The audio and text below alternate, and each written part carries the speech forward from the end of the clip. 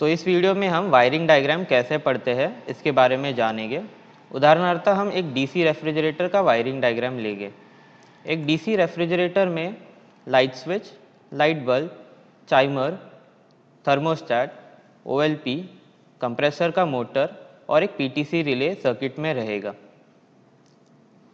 Circuit दो प्रकार के हैं इस डीसी रेफ्रिजरेटर के वायरिंग में। एक है आपका लाइट स्विच सर्किट और दूसरा है आपका कंप्रेसर मोटर सर्किट।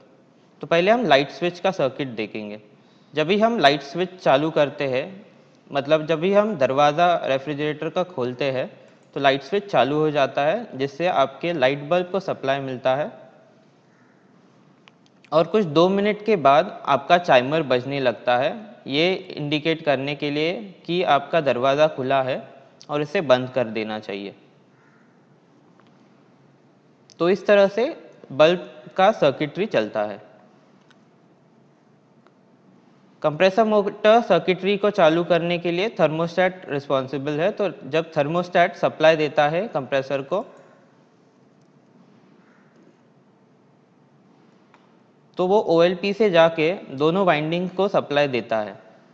जैसे आपके पीटीसी से करंट बहता है, उसका रेजिस्टेंस बढ़ता है और एक पॉइंट पे ऐसा हो जाता है कि आपका स्टार्ट वाइंडिंग बंद हो जाता है और सिर्फ कंप्रेसर आपके रन वाइंडिंग पे चलते रहता है।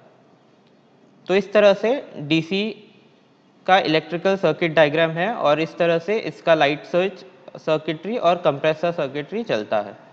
अभी हम एक एफएफ रेफ्रिजरेटर का सर्किट डायग्राम देखेंगे।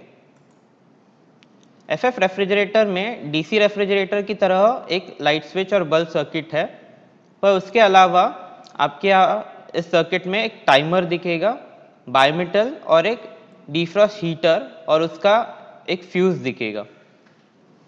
तो लाइट स्विच का सर्किटरी डीसी सर्किट की तरह ही रहेगा।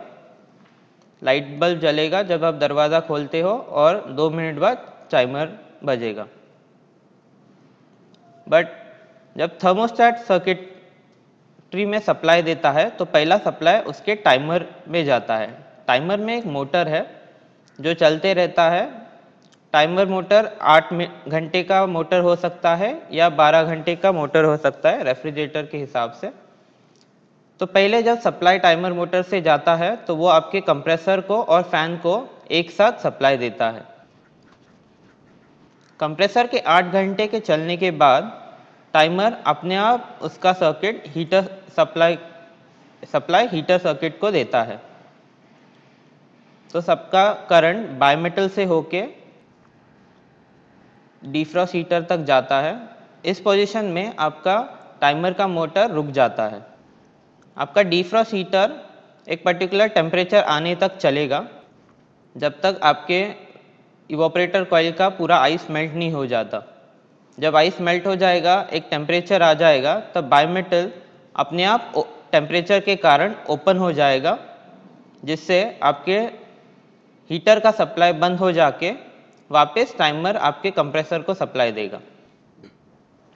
कभी कभार अगर बायोमेटल ख़राब हो जाए और हीटर कंटिन्यूसली चालू रह जाए तो टेम्परेचर उस जगह का बढ़ते जाएगा। तो सेफ्टी के लिए एक 70 डिग्री का फ्यूज़ दिया गया है। तो जब कॉइल के यहाँ का टेम्परेचर 70 डिग्री के आसपास जाता है तो ये फ्यूज़ पिघल के पूरा सर्किट को बंद कर देता है। इसके बाद आपकी पूरी मशीन एक स्टैंड स्टिल ऑपरेशन में आ जाएगी। तो इस तरह से एक एफएफ रेफ्रिजरेटर का सर्किट डायग्राम है। धन्यवाद।